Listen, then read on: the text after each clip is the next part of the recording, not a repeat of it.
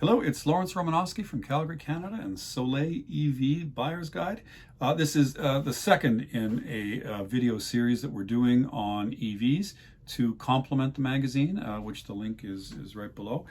We started the first one generally on the battery, and it's the most expensive part of the EV, and the size of the battery will directly influence the range of the car, along with the EV's consumption. And so we'll talk about the consumption, electrical consumption, or power consumption of the EV in this video. Okay, so first of all, let's get our units straight. When we talk about consumption, we're going to talk about distance traveled and electricity consumed, but we can do this in all kinds of different ways. We can go watts per mile, watts per kilometer. We can go kilowatts per mile, kilowatts per kilometer.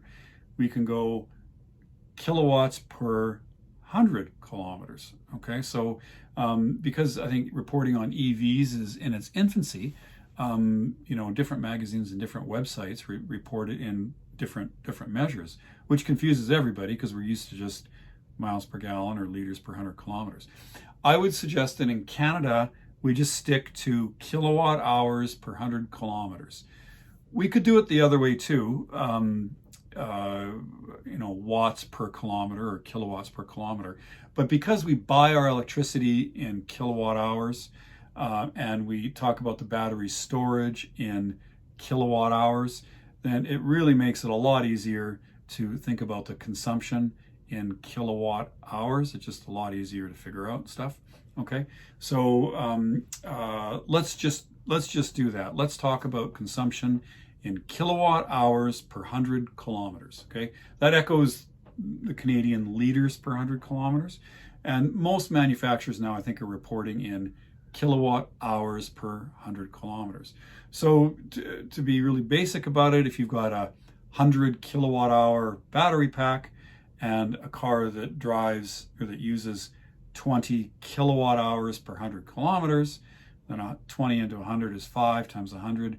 That's a 500 kilometer range, okay? So it's relatively easy to figure out the range once you have the consumption in kilowatt hours and the per 100 kilometers and the battery pack in kilowatt hours, okay? Now, how do you decide what the consumption is going to be? You can take it from the manufacturer and the EPA and Transport Canada, but how is that affected by cold? How is that affected by driving conditions? And are the EPA and Transport Canada numbers accurate? And the short answer to that is that they're not, for whatever reason. The way they've rated different vehicles has been wildly inconsistent.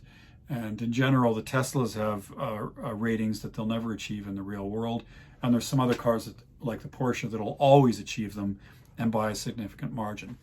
More than that, though, the efficiency of the electric car isn't that much difference between the cars. And the reason why is that the electric motors, car manufacturers don't usually make them. They farm them out to different suppliers, okay? So the whole auto industry buys these motors from not that very many suppliers, meaning that many cars have the exact same motors in them. And then the batteries, well, the manufacturers don't make those either. You buy them from LG or Panasonic or whatever. The way that they're all managed can be a little bit different, and there's proprietary software. But generally, when you look at the design of an EV and you look at the battery packs, they all have the same requirements, and the batteries, on the floor of the vehicle between the axles. And then you add the electric motors and you buy those off the shelf, really. They might be to spec, but they're not going to be that much different between the car manufacturers. And then you've got to build a car that'll pass all the safety standards worldwide. And then it's got to hold 5 people and their luggage. And so what you wind up with is of EVs of a similar size have similar motors and similar batteries and similar aerodynamics and similar rolling resistance, okay? So they're going to go a similar amount, The range is going to be about the same. And the real world test results that we've seen have shown that. The EPA differences might be 30 or 40%. In real world, there's not much in it, or they're exactly the same. And those are the reasons. So I wouldn't get too caught up in what the rated amount is. What I would do is I'd try to infer what kind of consumption your EV is going to get for your driving in your area, and then figure out the battery size, and then you can derive the range from that. For instance, let's say the average EV uses 20 kilowatt hours per 100 kilometers, but you're driving yours in the Arctic Circle and it's always 30 below, you're going in for lunch and leaving the thing heat warmed up all the time because you don't want it to get too cold. Well, it's going to have a different consumption than somebody who's living in a moderate climate, who doesn't need to heavily use the AC or the heater. Okay, well, that's just common sense stuff that applies to any car. But the average consumption for an EV is around 20 kilowatt hours per 100 kilometers. And I would say the range for cars is plus or minus 5. So a very small car like the Mini might have 15 kilowatt hours per 100 kilometers, and a larger, more powerful car like a Taycan or an Audi e-tron GT or one of the SUVs might be 25 kilowatt hours per 100 kilometers. If you took and this is in ideal conditions, if you took that range of 15 to 25, you'd probably cover just about every EV car on the market. The trucks are a bit of a different story. I mean, that Hummer, no effort to aerodynamics or efficiency was made with that car. It must be 7,000 pounds. The battery pack's 200 kilowatt hours. The battery pack, would probably weigh close to 2,000 pounds alone. The wheels are gigantic. The rolling resistance on the wheels is going to be huge. I mean, that car might use 40 or 50 kilowatt hours per 100 kilometers.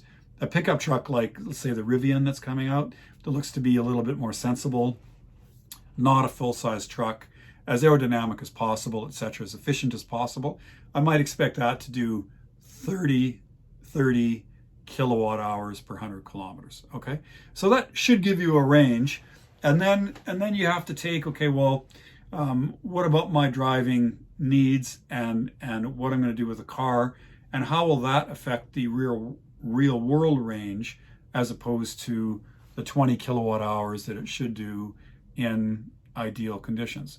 So this is a little bit harder to quantify.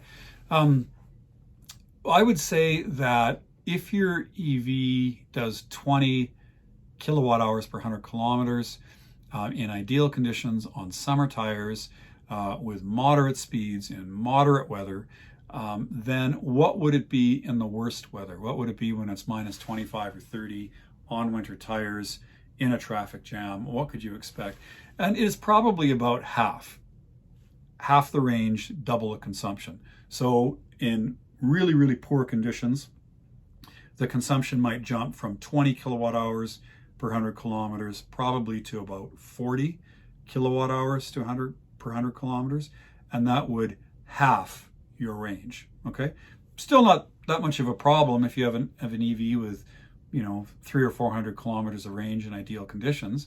Even half of that is more than you need in the winter for the vast majority of people. Okay, now would it get much better than 20 kilometers or 20 kilowatt hours per 100 kilometers?